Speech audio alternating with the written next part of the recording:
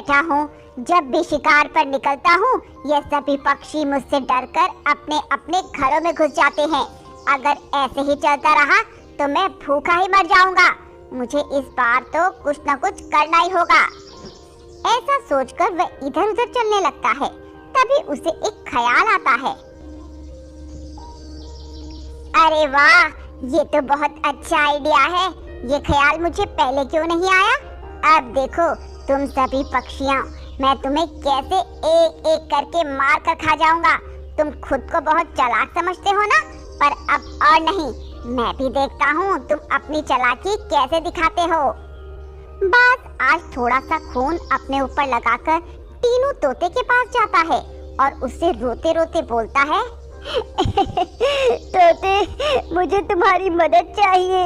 मेरी पत्नी का एक्सीडेंट हो गया है और उसे खून की बहुत ज्यादा जरूरत है, तो तुम मेरे साथ चलो। पर तुम्हारी पत्नी तो एक बाज है ना, और मैं एक तोता, तो भला मैं तुम्हारी पत्नी को कैसे खून दे सकता हूँ? तीनों तोते, मैं तुमसे सच कह रहा हूँ, तुम मेरा विश्वास करो। तुम्हें क्या लगता है मैं तुमसे झूठ बोल रहा हूँ? ये खून जो मेरे शरीर पर लगा हुआ है ये सब दिखावा है। नहीं बाज भाई, मैंने ऐसा नहीं कहा। मैं तो बस तुमसे यूं ही पूछ रहा हूँ।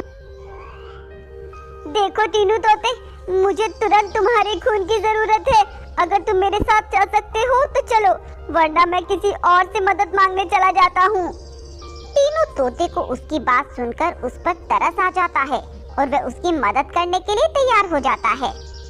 ठीक है बाज, मैं तुम्हारी मदद करने के लिए तैयार हूँ। चलो, कहाँ चलना है? चलो, तुम मेरे साथ चलो। अब वो बाज तीनों तोते को अपने साथ एक जंगल में लेकर आ जाता है। जंगल बहुत सुनसान था, जिसे देखकर तीनों को बाज पर शक हो जाता है। ये तुम मुझे कहाँ ले आए हो? यहाँ तो कोई हॉस्पिटल नजर नहीं आ रहा। बेवकूफ, तुझे क्या लगता है मैं सच में तुझे किसी हॉस्पिटल में लेके जाऊंगा? नादान है तू, जो मेरी फितरत आज तक नहीं समझ पाया। बाज, तूने अच्छा नहीं किया, मैं तुझे छोड़ूंगा नहीं। टीनू कुछ कर पाता उससे पहले ही बाज उसे मार देता है और टीनू मर जाता है। फिर बाज उसे खा जाता है। वाह भाई वाह, मजा आ गया। कितने दिनों बाद आज पेट भर के भोजन मिला है। बस अब ऐसे ही मेरा नाटक चलता रहे और ये बेवकूफ पक्षी मेरी बातों में फंसते रहे, फिर मुझे कभी भी खाने की कमी नहीं होगी। अगले दिन बाज आज भी कोई योजना बना रहा था। कल तो तोते का शिकार कर लिया, अब किसका शिकार किया जाए? तभी उसे लाडो कबूतरी का ख्याल आता है और वह आज फिर अपने ऊपर खून के छींटे मारकर और रोंदी शक्ल बनाकर लाडो कबूतरी के पास जाता है। हाय रे, मैं तो बर्बाद हो गया, लुट गया। क्या हुआ बाज भाई, आप रो क्यों रहे हो? और ये खून के छींटे, ये कैसे? अरे मैं तुम्हें क्या बताऊं लाडो बहन, मैं तो कहीं का नहीं रहा। मेरी पत्नी का एक्सीडेंट हो गया है और उसका बहुत खून बह गया और उसे जल्द ही खून की जरूरत है, पर मैं कहां से खून लाऊं? मैं तो खुद बहुत कमजोर हो गया हूं और डॉक्टर ने मेरा खून लेने से मना कर दिया। अब तुम ही बताओ मैं क्या करूं, कैसे अपनी पत्नी की जान बचाऊं? उसे ऐसी हालत में देखकर लाडो को उस पर तरस आ जाता है और वह उससे कहती है, अरे बाज भाई, आप रोना बंद करो और आप घबराओ मत। मैं आपकी पत्नी को खून दूंगी और उनकी मदद करूंगी और देखना वो जल्दी ही ठीक हो जाएंगी। लाडो बहन, तुम कितनी अच्छी हो, भगवान तुम्हें लंबी उम्र दे। भैया, अब आप और देर मत करो और मुझे जल्दी से जल्दी अस्पताल लेकर चलो। ऐसा कहकर वे बाज लाडो कबूतरी को भी अपने साथ उसी जंगल में ले जाता है जहां उसने तीनों का खून किया था।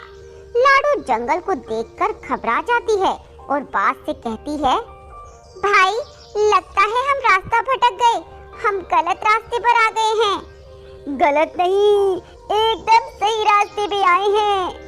पर बाज भाई, मुझे तो यहाँ कोई अस्पताल नजर नहीं आ रहा। यहाँ कोई अस्पताल नहीं है और ना ही मेरी कोई पत्नी है जिसका एक्सीडेंट हुआ है। मैं तो तुम्हें यहाँ मारने के इरादे से आया हूँ। बस तूने ये अच्छा नहीं किया, तूने धोखे से मुझे फंसाया है। अब क्या धोखा क्या ईमानदारी, मुझे इन चीजों से कोई फर्क नहीं पड़ता, मुझे तो सिर्फ अपने शिकार से मतलब है।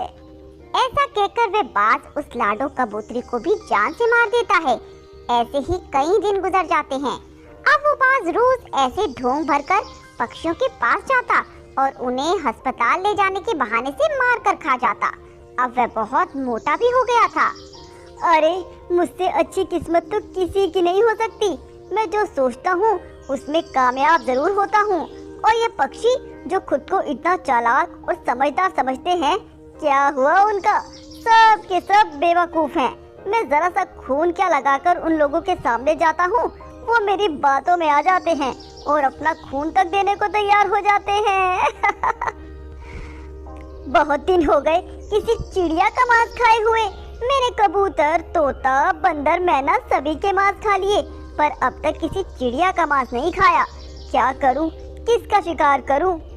तभी उसे टुनटुनी चिड़िया का ख्याल आता है। अरे मैं टुनटुनी के बारे में कैसे भूल गया, वो भी तो एक चिड़िया है। तो तैयार हो जा टुनटुनी चिड़िया, अगली बारी तेरी है। वहीं दूसरी तरफ टुनटुनी चिड़िया अपनी दोस्त लाडो कबूतरी की मौत से सदमे में थी। वो जंगल के पक्षियों से इसी सिलसिले में पूछताछ करती है।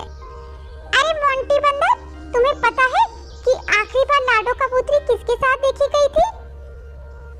देखो टुनटुनी, मैं इस बारे में कुछ नहीं जानता। मैंने तो कई दिनों से लाडो कबूतरी को देखा भी नहीं। तुम मुझे माफ करना, मैं इस बारे में तुम्हारी कोई मदद नहीं कर पाऊंगा। ठीक है मोंटी भाई, आपकी मदद के लिए शुक्रिया। टुनटुनी जंगल के पक्षियों की इस रहस्यमय मौत के बारे में सुनकर बहुत परेशान थी। अगली सुबह वह बाज टुनटुनी चिड़िया के पास चला जाता है और उस पर भी वही चाल चलता है जो उसने सभी पक्षियों पर चली थी। टुनटुनी बहन, मुझे तुम्हारी मदद की सख्त जरूरत है। बोलो, तुम मेरी मदद करोगी ना? अरे बाज भाई, आपके ऊपर ये खून, ये कैसे और कैसी मदद?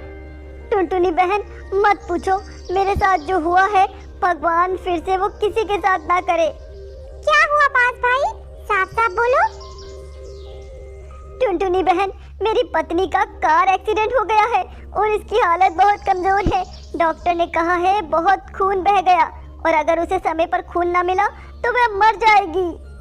टुनटुनी को बाज की बातों पर शक सा होता है। बाज भाई, आप घबराओ मत, मैं हूँ ना, मैं आपकी पत्नी को अपना खून दूंगी। बस आप मुझे 1 मिनट दो।